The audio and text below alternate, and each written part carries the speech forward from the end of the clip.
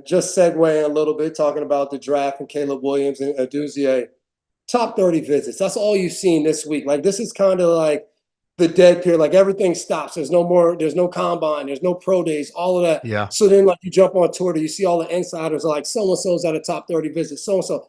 And I thought it was interesting of like a top 30 visit. What, if I'm the normal fan sitting at home, what the heck is a top 30 visit? What do you do there? And I thought it was so interesting because when I went on mine, I wrote them down. I tried to think back of like, all right, where did I go? And I went to St. Louis. I went to Dallas. I went to the two local ones, the Jets and Giants. Did I say Cleveland, San Diego at the time? So I'm like, oh yeah, I'll go to Dallas. It's this huge group, this beautiful dinner. They took us to the stadium. It was just, Cleveland sat down with the coaches, saw the facility. San Diego, same thing, sat down with the coach.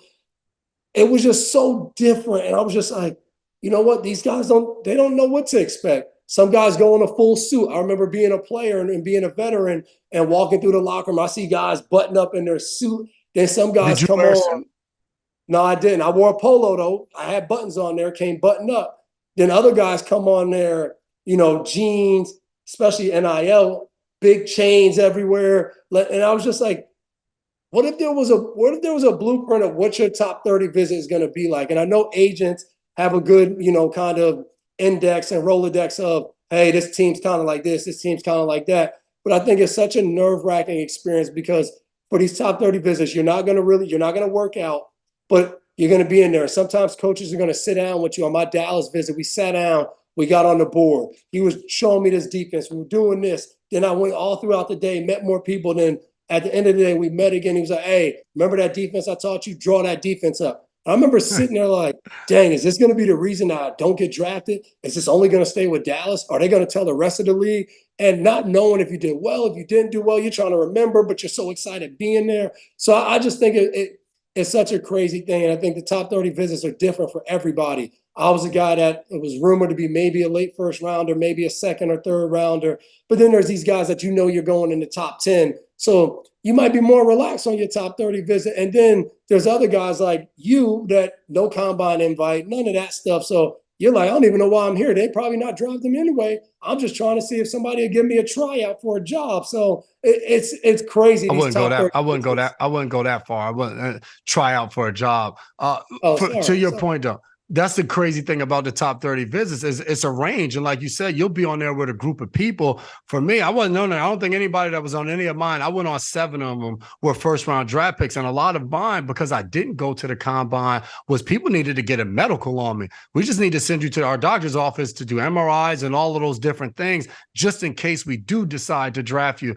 But it is a nerve-wracking process. And you went out to nice dinners and stuff. I think we had like a $40 voucher to order room service up the night before. And then as soon as we finished our visit, you went straight to the airport and you get on a standby flight because you probably would finish early to get back home as soon as possible to keep training because, hell, you were trying to get drafted. So I think the top 30 visit, to your point, is different for every single person. And to a certain extent, we get enamored, like you just said, because there's nothing else going on right now. I went on 7 of those visits.